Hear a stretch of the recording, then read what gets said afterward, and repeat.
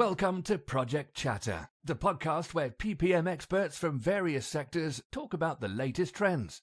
Listen to Val and Dale as they talk about tried and tested best practices and share their unfiltered thoughts about the industry. Whether you're here to learn how to progress your career, improve your project control skills, or just want to hear an Aussie and South African rant about projects, then you've come to the right place. Welcome to the Project Chatter podcast with your hosts, Dale Fung and Val Matthews. In this episode, we speak to Michael Pink, founder and CEO of SmartPM Technologies, Inc. He's a construction industry professional with over 20 years of experience in project controls, risk management, and dispute resolution. As a delay consultant, Michael specializes in capturing, organizing, and analyzing complex schedule data sets for construction projects and converting them into meaningful insights designed to positively influence the bottom line. Having seen firsthand the immense value that scheduled data analysis offers to the built world, Michael founded SmartPM in Atlanta, Georgia in 2016, a technology company that delivers automated project controls and schedule analytics for stakeholders involved in commercial construction projects. By leveraging a multitude of trade secrets, artificial intelligence, and machine learning, Pink's approach to SmartPM rooted in a commitment to practical problem solving and helping project teams maintain strong relationships and make informed, data-driven decisions. Well, it's been a little while where we sort of just focused on planning or scheduling, as they call it in the States, but I loved kicking the tires with Mike on this and, just his point of view in terms of where he's seen the industry evolve, specifically in the States as well, and where he sees it's going from a scheduling perspective, predominantly impacted by technology. What stood out for you? Yeah, I think it's just good to have another peer across the pond who understands the value of scheduling. And we talked about a few novel areas around data quality, and you coined a few terms or mentioned a few terms newly to me that I hadn't heard before around how do we guardrail, particularly in the AI era, the quality and the integrity of data, which I thought was really interesting to me. So hopefully the users get the same value. Absolutely. We won't spoil it too much, as we say. So listeners, keep listening, keep liking, and keep paying it forward.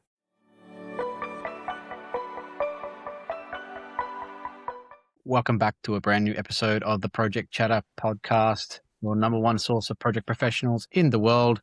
Dale, how are you, sir? Yeah, I'm really good. Thanks, Val. We're both not in our usual locations for recording. I'm in Dublin, Ireland, where the Guinness is always better, always tastes slightly better than anywhere else in the world. But it is rainy, so it's not, Ireland without the rain. But yeah, it's great to be on this episode with you. How are you doing?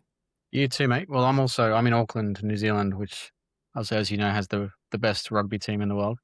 But at least we can make it this time. I think this is important that we have these podcasts continuing. You were saying just before we press record, 6 years, Dale, 6 years we've been doing these podcasts.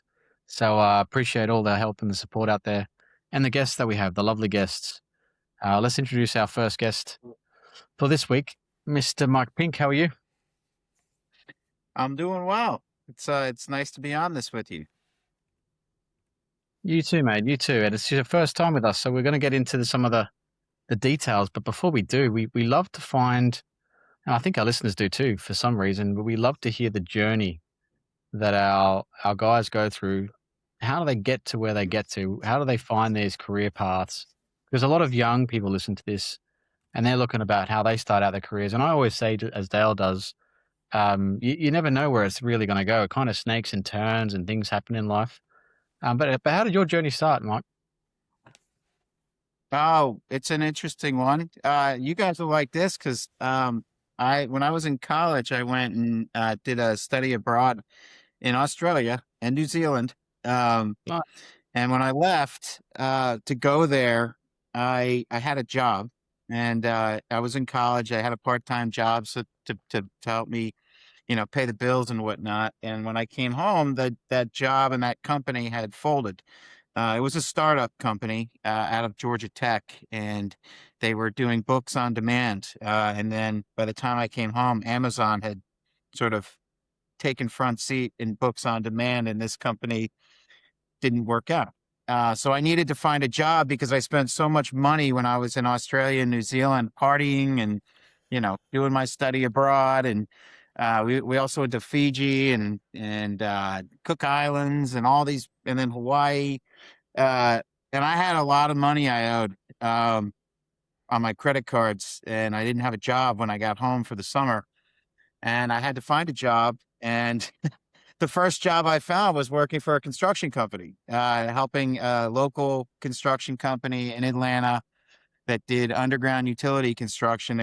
This guy was a Georgia Tech grad who had started this business, and he was looking for somebody in his office to just really assist the PMs and help with the bids and payment apps and running bids and bringing things to the site. I was really like a utility guy. And, fast forward a couple of years, when I graduated, I had an industrial engineering degree, and I had some construction on my resume, and I ended up getting a job offer at KPMG in their construction consulting group. So had I not spent way too much money in Australia and New Zealand, and had Amazon not, kind of forced this job out of the way, I would have never probably worked in a construction company and put that on my resume to get this job at KPMG that needed a person who had an engineering background and some construction experience. So that was my first job. So that got me into the world of understanding projects, risks, performance, delays, inefficiencies, ultimately the dispute side of construction as well, which has really propelled me into the world of understanding the data behind construction to ultimately help projects avoid delays and overruns in court. And it all goes back to one of those things that, had this not happened this way, I may not have ever been, in a position where I could have built a software to assist with all of those things in construction. Yeah, that's amazing, Mike. With regards to scheduling and planning, I mean, scheduling and planning is kind of the core of what Dale and I also learned. Well, probably myself more. He was more in finance, but it was it was an eye opener in project management and kind of shaped my career as well. What do you love so much about scheduling and planning, or that space at that time? What was it that really got you going? Why did you stay on with it? Well, when I got involved in the work at KPMG, at first I realized that we were getting brought into a lot of projects that were late and over budget. And in a lot of those cases, we had to do an analysis of delay and inefficiency. So naturally, the place to go is understanding the scheduling side of things. Like, what did we plan and how did we execute against that plan? And what changed in that plan each update, and at what point did it become, a problem, and why on earth are the people who have lived this job, built that plan, updated that plan, communicated that plan, all arguing over the fact that, they think the delay was this and the other person thinks the delay was that, and the subcontractor thinks this was the delay and the owner doesn't agree with that delay, and it turns into $5 million, $10 million, $20 million, and they're all pointing fingers. So that got me interested in how are we, if we have a scheduling tool and we have people living the job using this tool, and we're talking about delays and inefficiencies that should be understood through that tool, why are we consistently seeing projects that end up, somewhat late and over budget, and nobody can agree to the why? Something's wrong here. There's a problem that seems to be, across the board in the industry. And also the other thing that was interesting to me was, if we have a scheduling program and we're using this scheduling program to communicate to other people, contractors, subs, owners, architects, all the things that need to happen in a specific order, how are we continuously getting done? How are 80% of projects continuously being done late? And why is there a problem here? That really piqued my interest, going back to my industrial engineering background. So using mathematics, using data, understanding process, understanding problems in a process, having lived through a lot of different situations where I've had to forensically reconstruct what happened here to a point where people could agree was why and how, and no longer pointing fingers. All of that coming together was what really attracted me, was that there's clearly a problem here, and it's a big problem in a big industry, and the data tells me everything, and it's usually accurate if you can analyze this stuff, but there's not enough people who can do that. And the system of record is the scheduling system, which there's not enough people who can do that well. Like, understanding and coming up with a solution for that issue was very appealing to me. Yeah, some common themes there, Mike, if I jump in, and we'll use the terminology scheduling and planning interchangeably, because your side of the pond, it's scheduling, this side of the pond, it's planning, but we mean the same thing when we use either of those words. I think it's very interesting because, we've had over 200 odd episodes, and a lot of those have been around, as Val was saying there, scheduling, planning, project controls generally. And we come back to the triangle of people, processes, and technology. And clearly we're in the age of technology. AI is, not just a buzzword. It's here to stay. There's different forms of AI as well. But I don't want to dip the toe into the water too soon on AI. We'll no doubt talk about that on this episode. I want to first explore, before we get to the tech side, what's changed, or has it, from a people and processes perspective in your career? Because, in many senses, and I say this a lot, technology is actually the easy part. It's actually relatively easy to even integrate different types of technology, but changing people and the way they do things, and upskilling them and allowing a growth mindset and to learn new techniques and ways of doing things is often quite hard, especially if you're running an organization or a mega project that's got, thousands of people. And then changing the processes in that beast of a machine can be quite cumbersome as well. And sometimes we often drop in a technology and it disrupts all of that when it doesn't mean to. And so I just wonder, if we look at the processes and people side of the equation, are there any sort of key developments that jump out that you can share with the listeners that you've seen over the years changing and trending?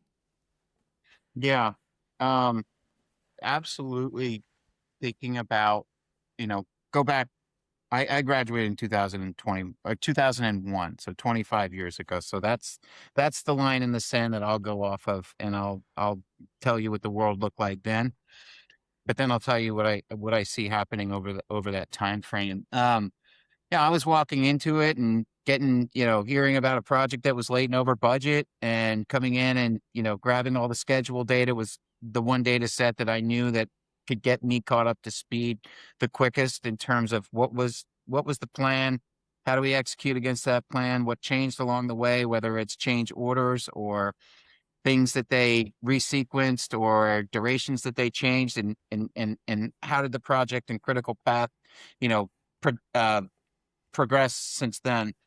Back then, in that time, there was a lot of information about doing delay analysis. And since then, I think that we've seen that forensic side turn much more into I call it reactive to proactive. And, it's been a slow burn, but like you saw things like Acumen Fuse come out, which started to, people started to take seriously, what does it mean to build a good quality schedule? What are the best practices? And I think, we all know that there was the DCMA methodology, which was, instituted by the Defense Contractors Management Association, that gave us a 14-point check to start to put some sort of framework around quality and best practices of a schedule. But I think that over time, we've started to know that that's a little bit of a pass-fail thing, and it doesn't actually align with, different projects at different sizes, with different people, with different risks. So that's evolved considerably in terms of how we gauge quality of a schedule, and just how broken is that. I think the standardization has evolved considerably for that. The next piece I've seen over that time is more analytics in real time, whether it be not, let's forget about technology, but going back to companies that started to embrace what we refer to as project controls. When somebody builds a project controls team in their organization, it's really a bunch of people doing analytics with schedule data or cost data, and they had two sides of it. There's the cost related project controls, there's the schedule related project controls, and then together we try to, take both views and utilize that to understand productivity, risk, and forecast, overruns and delays. And I've seen that evolve considerably, even though it hasn't been fully embraced. I do notice that when I do research on what companies have project controls, teams, like people who are actually part of a project controls team, you'll see that, it's generally here in the United States, the E&R top 200 companies here have actually invested in project controls. And then the next tranche, E&R 200 through 400, is investing in, very experienced schedulers and schedule managers, which to me is a function of project controls. But the largest organizations here have invested in these things. And it really just boils down to, understanding data to proactively manage a job in a manner that constructively influences the outcome in a positive way. And we're seeing more and more of that. Back when I started, it was really just consultants that knew how to do these things that got called in when there was a problem. We got called by owners when they felt as though the project was going off the rails and they were receiving a claim. And then construction companies would call us up when they, tried to build a claim and send it to the owner and they were arguing over it, or they received some claims from subs for overruns and delays. But now we're seeing that more and more people are being educated in how do we take data, analyze it in a manner to constructively influence the outcome of the job in real time. And I think that that's where we see technology moving as well. The data has become available. Not when I started, I used to have to go into a bunch of boxes and pull out all these papers and create all these spreadsheets. But now all the data is digital, so we can start to merge it into, call it a data lake or a data warehouse, and start to study things much more proactively. And the evolution of best practices in that regard have been very evident, especially over the last, we'll call it 10 years. So those have been a couple of things I've noticed. Well, some really insightful, I think, key events there that you mentioned over your career. And I'm sure there's a lot that are listening to this going, yeah, I've seen that as well. Certainly in the UK, I know Val's been here in the UK a bit, but also in Oz, we share, that, one of the things we said, Mike, is that pre-data analytics, right?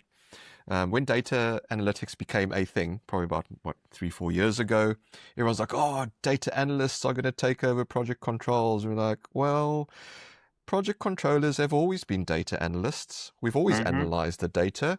What you mean is we just have better tools and technology at our disposal now to be able to interrogate the data and analyze it far deeper and create more connections within that data.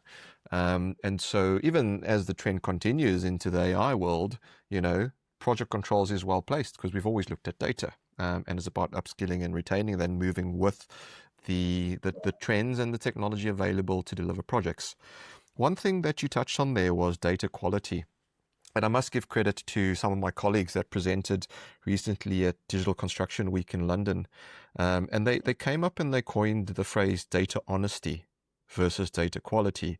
And so huge shout out to Isaac Dyer and Carlos Sanchez on this. And basically what they were saying is that it's all fine and well having good quality data, but data honesty is actually more important to make decisions and indeed delay analysis, which I know is something that you're quite passionate about, where data honesty is the view of data where it actually represents reality. Because you can have good quality data, but it doesn't necessarily reflect what actually happened. And so data honesty is something that reflects reality and allows us to go back and, as you say, come from that same single, or I like to call it integrated source of the truth. And so I just wonder, as we start looking at data and talking about that, what your thoughts are around data honesty versus data quality. Yeah, I think that when you merge quality, well, let's define quality, let's define honesty. And I think we can pull that into another word called integrity, right? So I would think that integrity is a combination thereof. Good quality data, good quality process with some nice guardrails around the honesty of the data. It ultimately creates data integrity, and that creates a process that we can rely on to make decisions. And I think historically, in the world of scheduling, one thing I'll tell you that I've analyzed over the years, we've got several 100,000 schedules in our database. About 88% of them are not following, best practices, which means float values may be off, right? When I look at data quality for a schedule, that means there's missing logic ties, there's durations that are a little bit overly aggressive. Maybe as they're updating, they're resequencing things and shortening durations that are ultimately not going to happen. And then there's the as-built data. Sometimes there's changing start dates, there's changing finish dates. So if you are following those processes, if you're not building a schedule that's worthy of managing a job because it's not of good quality, there's a problem, because it's going to mislead you on making decisions about, what can be delayed or not without delaying the end date of the job, which is essentially the definition of the critical path and the near critical paths. If you have missing logic and too much high float, you're not really doing yourselves any favor of knowing where to place people at what time with a high priority or a low priority based on float. And on the flip side, if you're putting in wrong start dates, wrong finish dates, wrong percent completes, and you're really trying to learn from a project to apply it to the next one, you can't really learn from that. You're sort of feeding it into a machine that's going to tell you the wrong thing. So I think both of those things together would equal data honesty, which is where we can start to see things like, machines taking pictures and quantifying progress and associating it back to the schedule. To me, that's where we're going to start to really see true data, also using tools that will effectively enable you to put together a schedule that's worthy of managing a job and worthy of making decisions around. And that's not just on the baseline, that's on each subsequent update, because delays will happen and people will, right the ship to a fault. And then that starts to cause relationship issues. So all of these things need to happen. And for AI to ever be useful, you can't have information that's telling you the wrong things, or else the AI is just going to pick up on the wrong things and give you recommendations on the wrong things. It's just like what I've told people before who didn't really understand these LLMs. If somebody decided one day to make like 10 million websites that said 1 + 1 = 3, and then asked, ChatGPT, hey, what's 1 + 1? And they went and found 10 million websites, and that was the vast majority of websites that said 1 + 1 = something, it would come back with 3. And we don't want AI in our construction businesses to be taking that same approach of even quantifying mathematically, in the wrong way. So it's of the utmost importance, if you're ever going to leverage any sort of quantitative AI, that you have that data cleaned up, that you are sure it's of great integrity, or you start to put a process together to put guardrails around it, and don't jump the gun on AI to look at a bunch of, we'll call it garbage data. Yeah, that's a good one, Mike. And I think the other point is, we've all been on big projects before, and I think under pressure is where quality goes first. And, I'm not the first planner who would probably admit that, but putting in poor or falsified dates or changing dates in the past has always been a problem. You said safeguards or guardrails around data quality. I wonder if we could dig in a bit deeper into that, because sometimes the guys don't have a choice in the terms of there's an overruling factor of leadership to say, we're going to make it this date, even if that's not the actual date. So there's always going to be this leakage of human intervention on data quality. How do you stop that, Mike? What's your view on keeping construction schedules integrity when a lot of that human error comes through and filters through schedules because of, bad leadership or whatever it's going to be in the project? Well, we'll just start with a few things that I think are simple. Let's just think about an update cycle, right? If it's monthly, right? That's what the contract usually says. Let's get me a schedule at the end of the month. And most contractors do that, at the end of the month. What ends up happening is they're relying on memory for a month, right? So if the contractor's walking the job and saying, oh yeah, I think that drywall started on, March 7th and it's now March 31st. They're not actually going to their logs and dailies and going, oh yes, it did in fact start on March 7th. They're just giving a date. They're also looking around going, and yeah, this big floor here, it's probably about, 35% complete. Yeah. So that thing will fluctuate the plan. So I think that the first thing you need to do is do more frequent updates. Having studied it, it actually doesn't take more time. It maybe takes a little bit more time, but if you get into the habit of doing like a weekly update, you can remember what happened in the last 5 days. And if you are, doing it more frequently, your percent completes are going to be a little bit closer just due to the fact that you're closely monitoring it and you're not relying on your memory as much. Most of the time when people do a monthly update, they may not even walk the site. They may just be sitting at their desk, going off of memory, coming up with start dates, coming up with percent completes and submitting it. So there's data integrity issues right there. By doing it every single week, you're not going to delay the job by 2 weeks. Like when you go a month, chances are the project got delayed 2 weeks and your mitigation strategy now needs to recover 2 weeks. But when you go every single week, the most you can delay is a week, and it's usually going to be 1 or 2 days. So the mitigation strategies that you come up with in that real time are going to be like a trade needs to recover 1 or 2 days, not 1 or 2 weeks. So that's where we start to see that compression factor. And that's the other control that I think is extremely important is, sometimes, owners will tell you to compress the schedule. Owners will tell you to shorten things. Your company will tell you to shorten things, but nobody really understands how compressed it's getting. And that's where there's a calculation that I've gotten very accustomed to is the compression factor. And it could just be towards a milestone, or it just can be just towards the end date, or it could be for a specific trade. But understanding how compressed things are getting, because what happens in construction is, things are delayed and the response is to course correct on an already overly optimistic schedule, which is compression. And compression, getting more work done in a shorter amount of time, or the same, like say we're at 50% complete, we're supposed to be at 75% complete.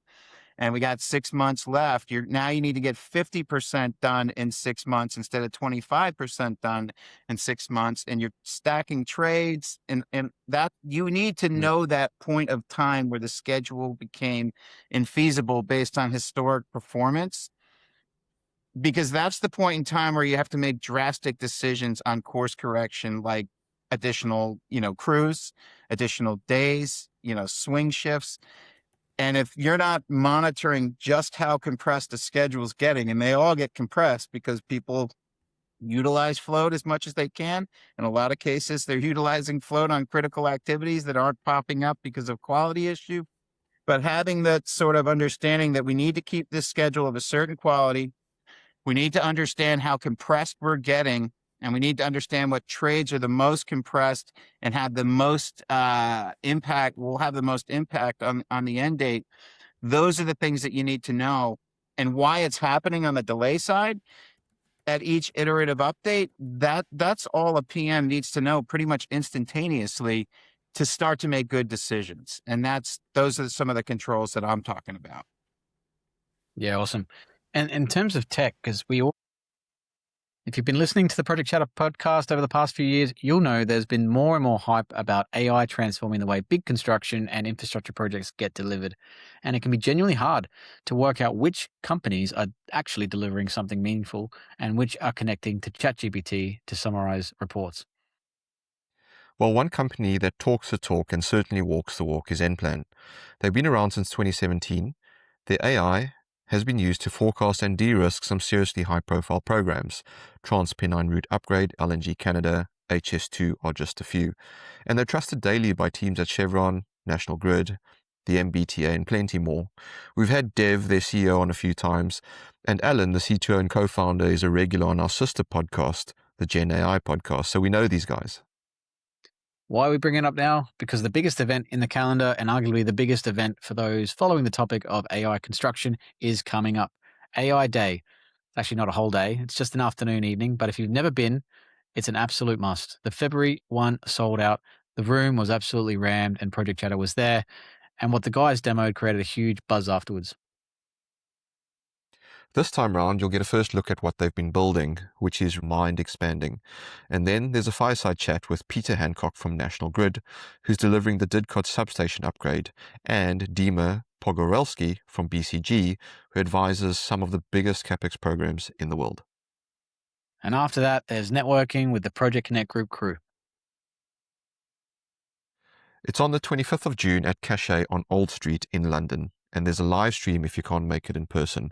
Links are in the show notes, so if you want to know where AI in project controls and delivery is right now and where it's headed, this is the place to be. Always, we're interested in everyone's sandbox. When they go and build something or they're looking at managing any part of a project, everyone's got their own favorite tool suite. And I've found it an interesting question over the years to ask, because not necessarily the best tools out there are the ones, or the most well-known tools out there are the best tools out there. What tools, Mike, do you use in your suite? You've used all sorts, I'm sure. There's some that you're mandated by clients that you have to use. But if you had your choice, if you could pick the tools in your tool belt, what applications or systems or tools would you pick? In terms of what? In terms of scheduling or managing projects or managing delay, anything in that space? So I've looked at, we built a project controls technology, and, looking at schedule side, I've viewed it as, both, we'll call it Microsoft Project and Primavera. I think Primavera is better for the more seasoned scheduler, and Microsoft Project's more utilized by the less seasoned scheduler. Both work. That's one of the things that I've talked to a lot of customers about, is like they have the same CPM algorithm. They just have little nuances in how they're useful. And Microsoft Project's got a couple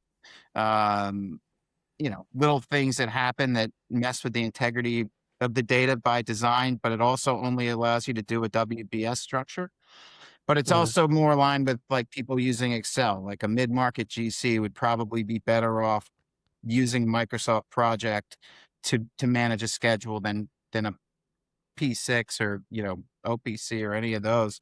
But what I like about P6 is it not only has the WBS components, it also allows you to leverage activity codes.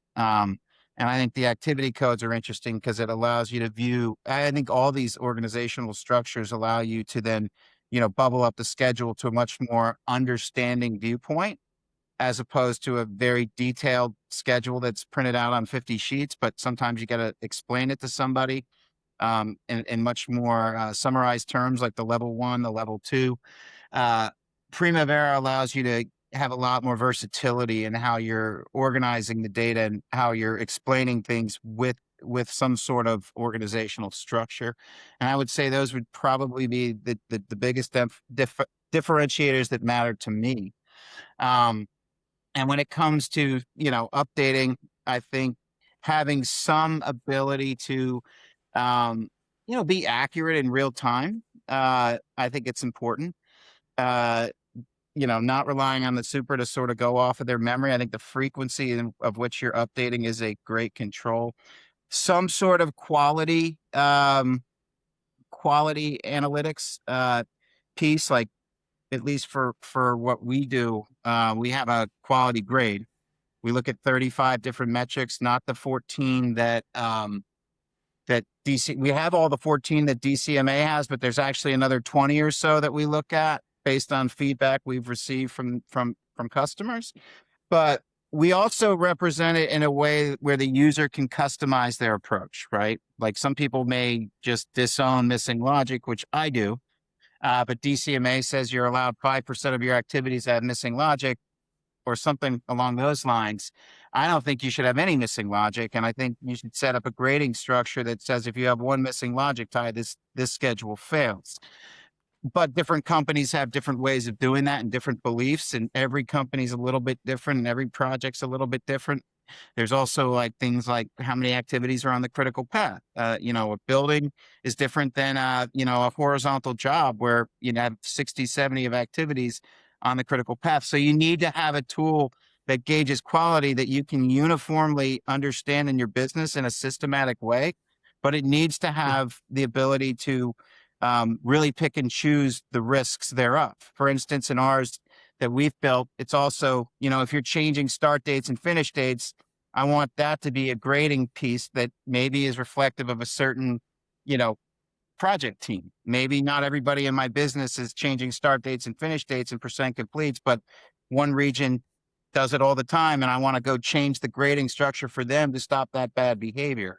So I think having a quality gauge of your schedules and doing it in a manner that's customizable based on project size, type, and just risk thresholds in your organization is extremely important. I think it's always good to study delay and changes, right? Things delay the job and the project then, has a course correction. So being able to see what delayed the job, what did they do to change the job to get it back on track, and how compressed did we get? I think a project control system that automates that is extremely important, because a human trying to do that, it's either riddled with a lot of error or it's not done to the depth that it needs to be because it just takes so long to do. So those are just some thoughts here on the scheduling side. Yeah, no, brilliant. I think as well, and I'll get Dale in at this stage because, we all are not battling, but we're deciding how AI will be applied on our projects. And there's a lot of questions about its integrity, which we've talked about. There's a lot of questions about its actual practicality and whether it's going to yield results or just cause more problems. What's your view? Because you've seen it come in. I mean, all of us have. We've seen it come into the industry. Construction is probably a bit slower than other industries to adopt. Mhm. So that's probably right, because it's a lot more moving parts, I think, and a lot more considerations if you get it wrong, especially when the underlying assumptions of some of these tools, not everyone in the C-suite understands, especially in the project office. But what have you seen in the AI space that's interesting, intriguing, and where do you see it going? That's a good question. I kind of break AI into two groups. There's the AI that, we'll go with the LLM side, and that's, where it's able to read through information, find you stuff that you need quicker, answer questions that you may have about a voluminous set of data, or compare contracts and that sort of thing. I think that we're seeing that project teams are definitely embracing the LLM side, and more information is being synthesized and more things can be found quicker. I think that that's extremely useful. I think being able to definitely leverage AI visually to look at progress, and being able to load that into a true schedule, which is, it's very, very new and it's not very complete yet, but it's going to get there in the near future. I find very interesting. I think generative scheduling is going to be interesting, but I think that's going to be very hard for the industry to embrace, because there's so many people with this experience of building schedules, having their own means and methods. I think getting recommendations about, is this schedule built well enough to manage a job, or what changes would I make, or does this align with similar projects? The way that you've constructed this is going to be very interesting. But I think on the quantitative side, I think it needs to be very thoughtful. I think that the companies need to really be thoughtful on what data are they going to allow into the system to learn from. For instance, with what we're doing, we have the data integrity side covered because we're able to then go fix project schedules that weren't built well enough, but to go leverage AI to go improve certain things on the quality side to give us true analytics about performance, and then learn from that and provide recommendations on how to mitigate effectively, what that means for resources, what's going to drive the job.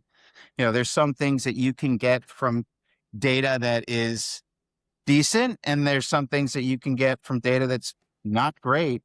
And there's some things that you need to get from only the data of the highest integrity. And it really needs to be set up to answer the questions that the people have at the time.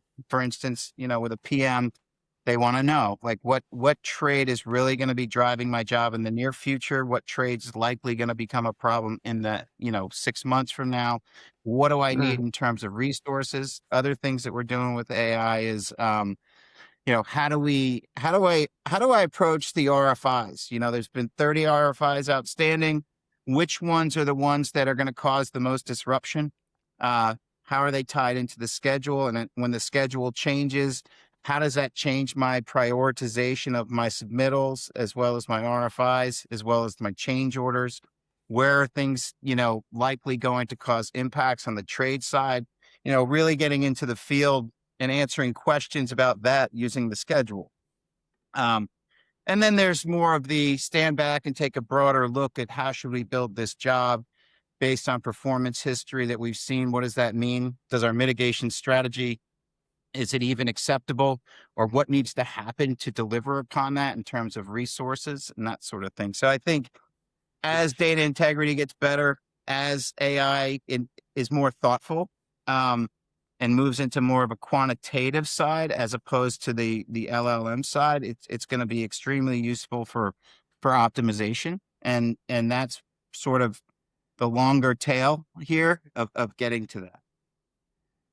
Yeah, I'd love to bring it because we're effectively representing 3 countries here. I'd love to hear, Dale, you've got a view on this as well. What have you seen in this space, man? Yeah, it's interesting. I mean, I think probably what I've heard rather than what I've seen, Val, is that there's a lot more talk than actual adoption and application of technology just yet. But I think that's good. That's a great start, right? Because as I was saying earlier, I think technology is probably the easy bit. The technology exists. We know that for a fact. I was exploring actually today a conversation, and you'll love this, Val. We got PCG Dublin, the first one this evening, which I've taken a brief break to record this podcast in. And I was having a conversation with someone at PCG, and we were exploring that perhaps the slow adoption of technology generally in construction or large-scale projects is perhaps typically because of the length of projects. They started years ago, and they use certain technologies and set out their stall, and it's made it really difficult to adopt and adapt to new technologies, to bring them in. And as I was saying earlier, if you bring in new technology, it doesn't just mean you've brought this technology in, it disrupts everything else. And so that costs the project a lot of money with that disruption, because all of a sudden you have to bring in potentially change and transformation experts to make sure that the adoption lands successfully and doesn't create further problems. And then what processes are you impacting, and what skills do you need to adopt this new technology? And so it's almost becoming easier to adopt technology on projects that are starting out now, but people are still apprehensive because they're going, well, what's the technology going to look like just next year if I adopt what's currently available? And so I think the market is tentatively looking and observing and seeing what's happening and what are others doing.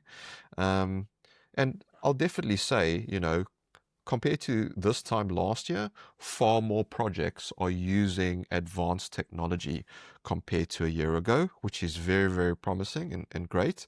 But I think we'll see the fallout of that to go, this worked, this didn't work. And to Mike's point, actually, there's nothing wrong with the technology. Sometimes we use the wrong technology on the wrong project, because not all bits of AI or software tools are built for every single scenario based on what the project phase is or what it's actually delivering. So it's not a straightforward what I'm seeing, Val, but hopefully that gives the listeners a bit of insight as to what's happening in the UK. But the curiosity is definitely picked up. Yeah, I think so. And from an Australian perspective, I've heard the discussions of splitting it into two groups, Mike and Dale, where instead of approaching AI as a tool to front of house, you start turning it on at the back of the house, and there you get some real great integrations, and there's a small little leapfrog of ideas and innovations you can create in the back of house. Because again, back to your point, Mike, earlier on, around we've got this amazing centralized data set, or at least in some projects we do. And we can start tapping into that even before most professions would even know what to do with it. And that's because you've got project controls groups who've been doing this since the start anyway. And it's just a different data set for us, and maybe in different formats. But the objective of the project controls professional has not changed. It's the same outcome that we're looking for, which is great, because it means that if you're a proactive project controls person listening to this, Mike and Dale, that you don't have to wait for your project to be ready. And there's tools out there that you can start to play around with on the sidelines to learn as you go. Because I think the other big challenge is just this big education gap. We don't really talk about it, Mike, too much. We probably should actually do a podcast on AI and education. It's so rapid, and there are so many diverse ways of thinking about data. We've just talked about two, LLMs and the rest. But how do you get yourself ahead of that, knowing that that's probably going to predict the next career titles and positions and ownership and opportunities in the future? That's probably a good one to talk to you, Mike, about. Like, do you see the role of forensics and delay and scheduling changing over time because of technology?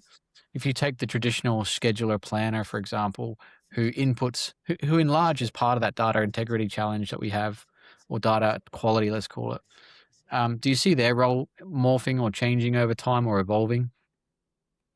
Absolutely. The thing that I was most concerned with when I first, when I left consulting, was the fact that everybody was waiting until it was too late to have these conversations. And the reason they were waiting until it was too late was they didn't have either the time or the expertise in real time to do a full review of schedule update. They can do changes. They can look at, maybe quality. They can maybe look at some performance and create some charts. And by the time they did that, they needed to move on to the next job, right? And they only have like a day to do this stuff, because some people are overseeing 10 projects at a time. Or you've got multiple schedulers on a big mega project, and there's a certain piece. There's just only so much time in the day, and the frequency of the updates made it so that you just didn't have the time to do the amount of analytics that you would like to do in real time. And you certainly didn't want to call a consultant that costs $300 an hour to spend, a week studying your update to give you a report that's a lot of depth about delay. And you just sort of cross your fingers and hope it worked out and called the claims consultant at the end. I think that what we're seeing with technology, especially ones that are focused on,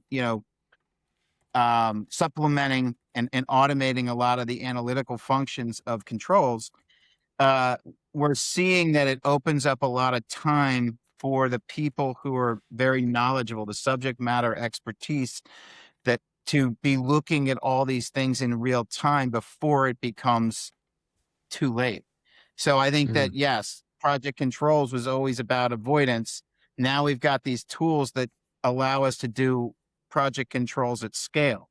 So when we see these large organizations that we work with that have a decent sized project controls team, or even a very small project controls team that can only focus on the riskiest projects, they're able to pump in all the data on all projects at once and really highlight the high risk projects and then dig into the analytics, and it takes everything off the plate. And then the reports are just being sent to the team. So everything that they ever wanted to do in project controls, but they couldn't do at scale, the technology is facilitating an ability to do this at scale in real time before it's too late. So I think that the ultimate vision would be that, all of those things are happening to a point where projects are getting done on time and on budget. And this whole litigation problem, this forensic stuff that we see is no longer, because the scalability that these technologies provide cross-reference with the subject matter expertise of the people who have been in project controls for 20 plus years.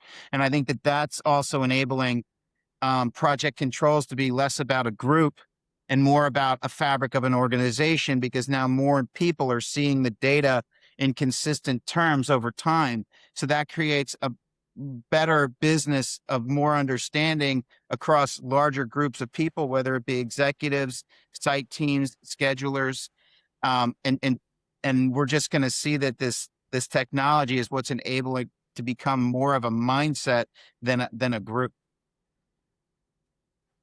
Yeah, some really good insight there, Mike. And, we could probably talk to you for hours and days on this topic. There's so much to explore.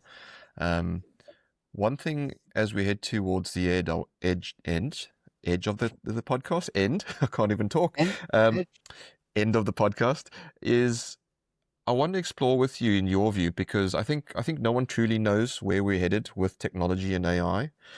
But I guess if I ask you to look in your crystal ball, based on what you're seeing, how will the role of the scheduler change with AI and technology coming into the mainstream of project delivery? I think it's going to become much more strategic. Less building schedules and, updating and cleaning up messes from updates, to more what, like I said before, schedulers and schedule managers. Schedulers become schedule managers become directors of project control, right? There's going to be faster advancement into more of a project controls function. And the less experienced schedulers are going to be able to not only spread out in an organization, but if you kind of think about how many schedulers there are versus how many projects there are, I think we all know that, there's a very awful supply versus demand curve. I think that that's going to even itself out. I think the younger people are going to be able to understand scheduling more. I think the PMs are going to be able to understand scheduling more.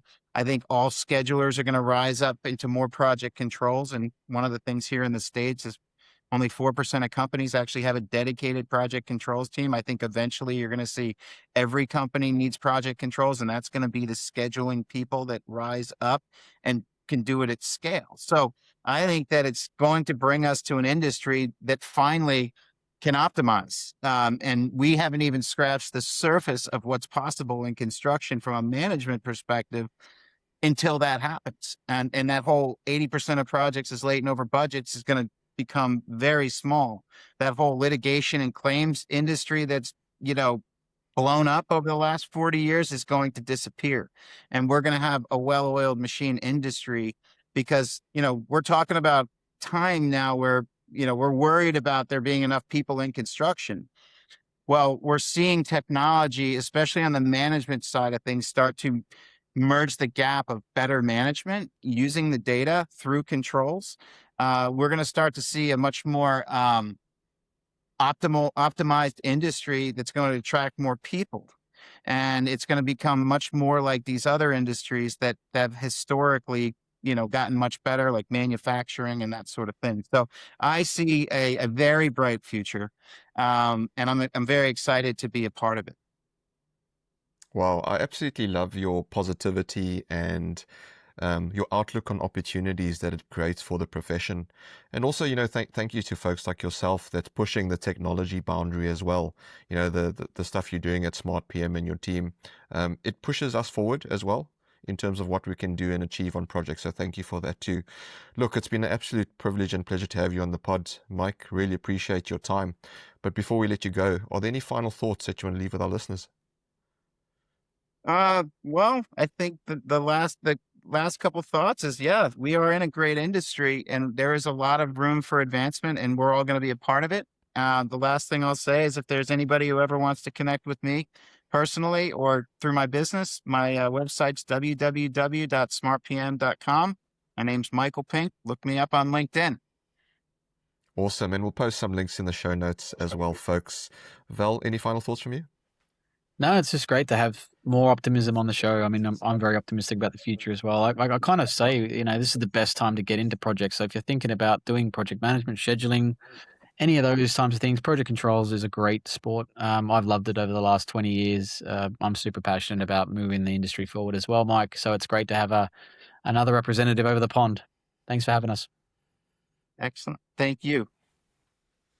It's our privilege and pleasure, Mike, as we say. So there you have it, folks. That is the end of another episode. If you like what you've heard, please do help us pay it forward and share a link to this episode on your favorite social media. Once again, a massive thank you to our guest, Mike Pink, and thank you all for listening. Till next time, we say stay safe, be disruptive, and have fun doing it. From me and Val, it's bye for now.